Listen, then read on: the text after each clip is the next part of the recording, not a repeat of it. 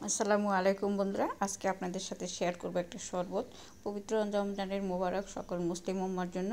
তো আজকে হচ্ছে যে রমজানের প্রথম রোজা। আজকে আমাদের পবিত্র রমজান শুরু হয়েছে। তো আজকে প্রথম রোজা আপনাদের সাথে শেয়ার করতেছি বেলের শরবত। তো দেখেন এখানে পাকা বেল নিচ্ছি এবং বেলটাকে ভেঙে বেলের ভিতর থেকে যে মাংসটা আছে সেটা আমি বের করে নিচ্ছি। তো এখন এটাকে আমি পানি দিয়ে পর্যাপ্ত পরিমাণে পানি দিয়ে ভিজিয়ে রাখবো 2 ঘন্টার মতো। তো 2 ঘন্টা এটা যখন পানিতে ভিজে থাকবে তখন এই বেলের যে মাংসগুলো আছে এগুলো একদম সুন্দর নরম তুলতুলে ভাব হয়ে যাবে এবং এটা হাত দিয়ে কুচলিয়ে কুচলিয়ে এটার ভিতরে যে সোবা টোবা বিচি যা আছে সবগুলা ফেলে দিতে হবে এবং সুন্দর করে এটাকে হাত দিয়ে কুচলে নিতে হবে। কেউ কিন্তু আবার এমন চালন দিয়ে করতে যায় না, তাহলে কিন্তু হবে না। অনেকেই আছে চালন দিয়ে করার চেষ্টা করে, কিন্তু চালন দিয়ে করলে হবে না। এটা যেহেতু বেল, দেশি বেল, এটা হাত দিয়েই করতে হবে। হাত দিয়ে কুচলিয়ে কুচলিয়ে এটার ভিতরে যত সোবা আছে সব ফেলে দিতে হবে, তাহলে শরবতটা খেতে ভালো হবে, সুন্দর হবে। তো এই দেখেন, এই যে এইভাবে হাত দিয়ে কুচলিয়ে কুচলিয়ে করতে হবে। দেখেন সবগুলো নরম সুন্দর তুলতুলে হয়ে গেছে।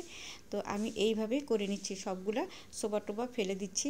তো আপনারাও এইভাবে করবেন। এই দেখেন সবগুলো আমি ফেলে দিচ্ছি। তো দেখেন আমার বেলটা এখন দেখতে কত সুন্দর হয়েছে, কারণ অনেকটাই এখন কিন্তু সোবা কমে গেছে। প্রথমে যেরকম ছিল সেরকম কিন্তু আর নাই। তো এইভাবে যদি বেলের শরবত করেন তাহলে কিন্তু খেয়ে মজা পাবেন। দেখেন কত সুন্দর ঘন একটা লেয়ারের মতো বের হয়ে গেছে, সোবা টোবা পরিষ্কার হয়ে গেছে। এখন এইটার মধ্যে দিয়ে দিব পর্যাপ্ত পরিমাণে চিনি। তো ঠান্ডা, এটা বরফ করে ঠান্ডা করে খেতে হবে। বরফ যদি আপনি সন্ধ্যার সময় যে ইফতারের একটু সময় বাকি আছে ওই সময় বানান তাহলে বরফ কুচি দিয়ে খাবেন, আর চিনিটা আপনি আপনার রুচি অনুপাতে দিবেন। তো এইখানে আমি আমার পছন্দ মতো এবং রুচি অনুপাতে দিচ্ছি, তবে মিষ্টি একটু কম খাওয়াই ভালো। তো রমজান মাস যেহেতু, সেই হিসাবে শরবত আবার একটু মিষ্টি কম হলে হয় না, সেই দিকেও খেয়াল রাখতে হবে। যাই হোক, আমি চিনি মিশিয়ে নিচ্ছি। তো আমার এটা এখন বরফ কুচি দিচ্ছি।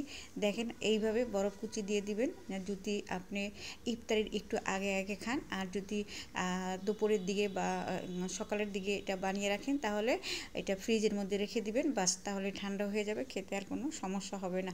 তো আমার এই বেলের শরবতটা যদি ভালো লাগে তাহলে একটা লাইক কমেন্ট শেয়ার করবেন।